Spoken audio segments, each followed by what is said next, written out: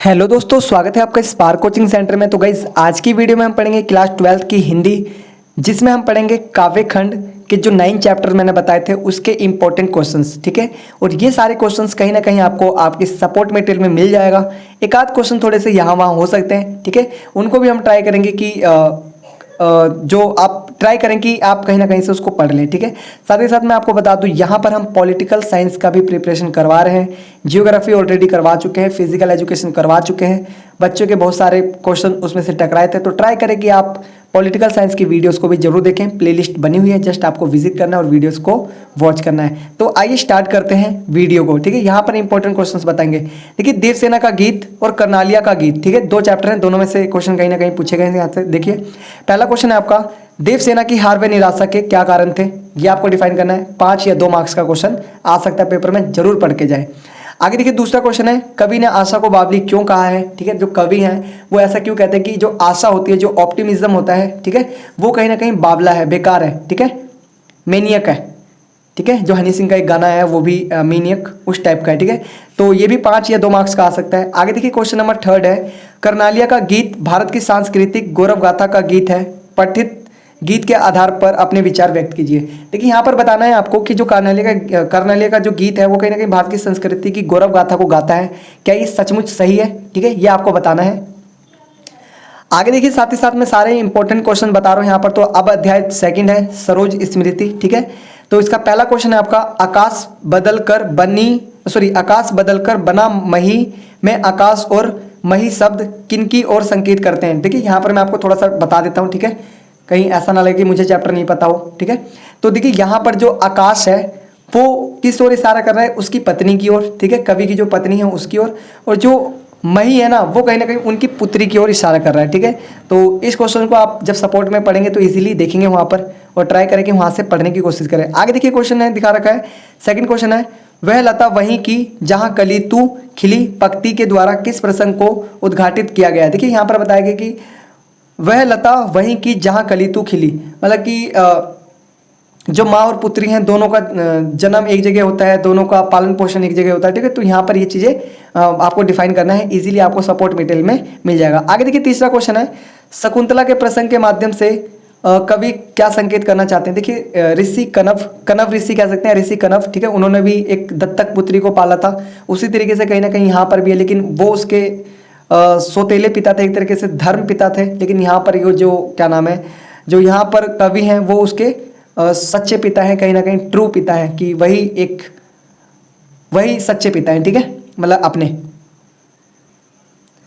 आगे देखिए, chapter number 3 है, यह दीप अकेला मैंने देखा एक बूंद। ठीक है, तो इसमें से 2 क्वेश्चन मैंने छाटे हैं, कहीं ना कहीं बहुत इंपॉर्टेंट है, आप जरूर पढ़िए, अच्छे मार्क्स आ सकेंगे पेपर में। देखिए, पहला है, यह दीप अकेला पर इसको भी पंक्ति को दे दो के आधार पर व्यष्टि और समष्टि में विलय क्यों और कैसे संभव है? ठीक है, ये आपको बताना है, और कहीं ना कहीं क्वेश्चन आप सपोर्ट में जरूर देखिए, आपको इजीली समझ में आएगा। 5 या 2 मार्क्स का पेपर में आ सकता है। आगे देखिए, दूसरा क्वेश्चन है, क्षण के महत्व को उजागर करते हुए एक बूंद कविता का मूल भाव बताइए।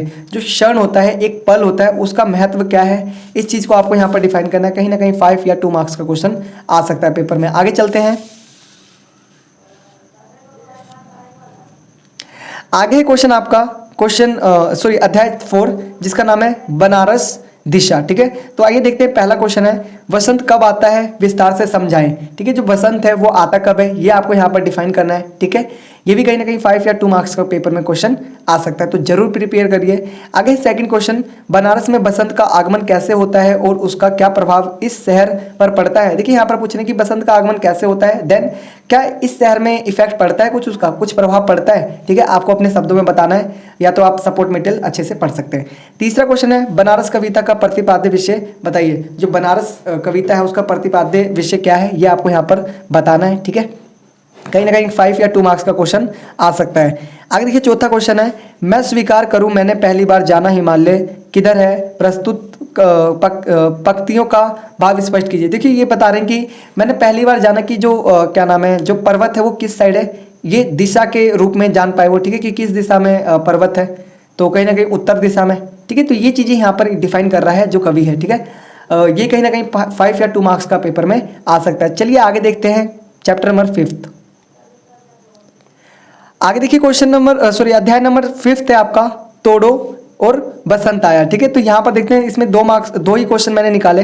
पहला है, और कविताएं पढ़ते रहने से आम बोर आवेगों में निहित व्यंग्य को स्पष्ट कीजिए। देखिए यहाँ पर बता रहे हैं कि देखो कविताएं पढ़ने से हमें कहीं ना कहीं नॉलेज मिलती है, ये तो पक्का है, क्योंकि देखो पर्यावरण के बारे में हम, किसी भी चीज़ के बारे में हम तभी जान पाते हैं जब हम कविताओं को पढ़ते हैं। जैसे आजकल तो ऑलमोस्ट चीज़ें कविताओं पर निर्भर हो गई है। ठीक है, कि कब क्या चीज़ें आ रही हैं, कब क्या चीज़ें जा रही हैं, ये हमें कविताओं के द्वारा ही पढ़ने को मिला। जैसे हमने कभी ये नहीं देखा कि बर्फ़ कहाँ पर है, कैसा है, रेगिस्तान कभी नहीं जाके देखा। तो ये सारी चीज़ें हम किससे जान रहे हैं, जो नॉलेज मिल रही है कविताओं से। ठीक है, यहाँ पर बताना है आपको।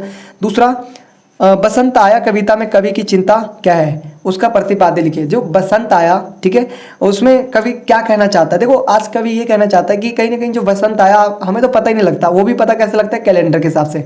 तो ये सारी बातें हैं, कहीं ना कहीं आप सपोर्ट मटेरियल में इजीली पढ़ लेंगे। समय थोड़ा सा कम है, इसलिए मैं यहाँ पर सोल्व नहीं करवा पाऊंगा। आगे देखते हैं 6ठा चैप्टर। आपको जस्ट क्या करना है, जो इंपॉर्टेंट क्वेश्चन बता रहा हूँ आपको, इनको बस प्रैक्टिस करनी है जितनी ज़्यादा बार आप कर सकें। पेपर में कहीं ना कहीं यही क्वेश्चन आएंगे। ठीक है, चाहे तो आप जब पेपर आपका हो जाए तो देख सकते हैं। ठीक है, आगे देखिए, भरत राम का प्रेम पद। ठीक है, ये हम 2 चैप्टर इसमें। पहला है, मही सकल अनरथ कर मूला पंक्ति द्वारा भरत के विचारों भावों का स्पष्टीकरण कीजिए। देखिए यहाँ पर आपको बताना है कि जो मही सकल अनरथ कर मूला, ये पंक्ति क्या कहना चाह रही है। ठीक है, ये इसमें क्या विचार है, इसका आपको स्पष्टीकरण करना है। कहीं ना कहीं 2 या 5 मार्क्स का पेपर में आ सकता है, तो जरूर प्रिपेयर करिए। आगे देखिए बता रखा है दूसरा, रही चकी चित्र लिखी सी पंक्ति का मर्म अपने शब्दों में स्पष्ट कीजिए। ये जो पंक्ति लिखी गई है, इसका आपको अपने शब्दों में क्या लिखना, क्या बताना है, इसका मर्म बताना है। ठीक है, क्या कहना चाह रहा है। आगे देखिए तीसरा क्वेश्चन है, 5 या 2 मार्क्स का आ सकता है। तीसरा है, गीतावली के पद जननी निरखाते बान धुनिया के आधार पर राम के वन गमन के पश्चात माँ कौशल्या की मन स्थिति का वर्णन कीजिए। ये कहीं ना कहीं आपका 5 या 2 मार्क्स का क्वेश्चन आ सकता है, तो अच्छे से प्रिपेयर करिए ताकि आप अच्छे से मार्क्स पेपर में कर सके। आगे देखिए चैप्टर नंबर 7 है, 12 मासा। ठीक है, इसमें भी 2 क्वेश्चन मैंने छाटे हैं, बहुत इंपॉर्टेंट है। माघ महीने में बिरहनी को क्या अनुभूति होती है। ठीक है, जो माघ महीना होता है उसमें बिरहनी को क्या अनुभूति होती है, क्या उसको फील होता है, ये आपको यहाँ पर बताना है। 5 या 2 मार्क्स का क्वेश्चन पेपर में आ सकता है, तो जरूर प्रिपेयर करिए। आगे देखिए दूसरा क्वेश्चन है, वृक्षों से पत्तियां तथा वनों से टाखे किस माह में गिरते हैं, इससे बिरहनी का क्या संबंध है। देखिए यहाँ पर बता रहे हैं कि जो वृक्षों के पत्ते जो गिरते हैं और वनों की टाख जो गिरती है वो किस मंथ में गिरते हैं, इससे बिरहनी का क्या संबंध है, ये आपको डिफाइन करना है। ठीक है, कहीं ना कहीं 5 या 2 मार्क्स का क्वेश्चन पेपर में पूछा जा सकता है, तो अच्छे से प्रिपेयर करिए अगर आपको नंबर अच्छे लाने हैं तो। आगे देखते हैं चैप्टर नंबर 8 है आपका यहाँ पर। ठीक है, जिसका नाम है पद। तो इसमें मैंने 3 क्वेश्चन इंपॉर्टेंट छाटे हैं, तो आइए देखते हैं तीनों क्वेश्चंस को। पहला आपका, कवि नयन ने त्रिपित भेल के माध्यम से बिरहणी नायिका की किस मनोदशा को व्यक्त करना चाहता है। ठीक है, ये आपको यहाँ पर बताना है। 5 या 2 मार्क्स का क्वेश्चन पेपर में पूछा जा सकता है। दूसरा है आपका, कवि ने सावन मास में नायिका की किस मनोदशा का वर्णन किया। जो कवि है वो सावन मास में जो नायिका है उसकी किस मनोदशा का वर्णन करें, ये आपको यहाँ पर बताना है। 5 या 2 मार्क्स का क्वेश्चन पेपर में आ सकता है, तो अच्छे से प्रिपेयर करिए। आगे देखिए तीसरा क्वेश्चन है, गोकुल अप जस लेल प्रथम पद के आधार पर इस पंक्ति का आशय स्पष्ट कीजिए। ठीक है, तो आपको यहाँ पर इसका आशय स्पष्ट करना है कि क्या कहना चाह रहा है। 5 या 2 मार्क्स का क्वेश्चन पेपर में पूछा जा सकता है, तो अच्छे से प्रिपेयर करिए। आगे देखिए बता रखा है कि 9वां चैप्टर है लास्ट इसका, काव्य खंड का घनानंद। ठीक है, इसमें भी 2 क्वेश्चन मैंने छाटे हैं। पहला है, कवि ने चाहत चलन ये संदेशों ले सुजान को क्यों कहा है। ठीक है, तो यहाँ पर आपको बताना है कि जो कवि है उसने चाहत चलन ये संदेशों ले सुजान को क्यों कहा। ठीक है, तो यहाँ पर आपका ये 5 या 2 मार्क्स का क्वेश्चन आ सकता है, तो अच्छे से प्रिपेयर करिए। सपोर्ट में दिया हुआ है, जस्ट आपको पढ़ना है। आगे देखिए दूसरा है, अघन मास में विरहणी नायिका अपना व्यथा संदेश पति को कैसे पहुंचाना चाहती है, आशय स्पष्ट कीजिए। मौन हूँ सो देखियो कितेक पन पलियो जू। ठीक है, तो इसका आपको पूरा हिंदी लिखना है। ठीक है, किस तरीके से वो संदेश पहुंचाना चाहते हैं ये आपको बताना है। ठीक है, तो ये कहीं ना कहीं 9 चैप्टर्स के इंपॉर्टेंट क्वेश्चन थे। अगर आप इन क्वेश्चंस को अच्छे से प्रिपेयर करते हैं तो कहीं ना कहीं क्वेश्चन वाला जो पैटर्न है आपका, जो क्वेश्चन वाले ये जो बुक से जो क्वेश्चन आने वो कहीं ना कहीं आपका अच्छे से हो पाएगा क्वेश्चन। ठीक है, आगे देखिए ये कुछ इंपॉर्टेंट मैं आपकी सपोर्ट मटेरियल के पेजेस बता रहा हूँ। 66, 67, 68, 66, 67, 68। तो ये जो इंपॉर्टेंट पेज नंबर है इसमें क्या है, आपको बहुत सारे क्वेश्चंस दिए गए हैं सपोर्ट मटेरियल में। जस्ट आपको उनको रीड करना है ताकि आप अच्छे से कहीं ना कहीं चीज़ों को समझ सकें, अच्छे से चीज़ों को कर सकें। तो आज के लिए इतना ही, मिलते हैं नेक्स्ट वीडियो में गद्य खंड के साथ, ठीक है। बने रहिए चैनल के साथ और सीखते रहिए, साथ साथ पॉलिटिकल साइंस की भी प्रिपरेशन यहाँ से करते रहिए ताकि आप अच्छे नंबर ला सके पेपर में। तो जय हिंद, जय भारत।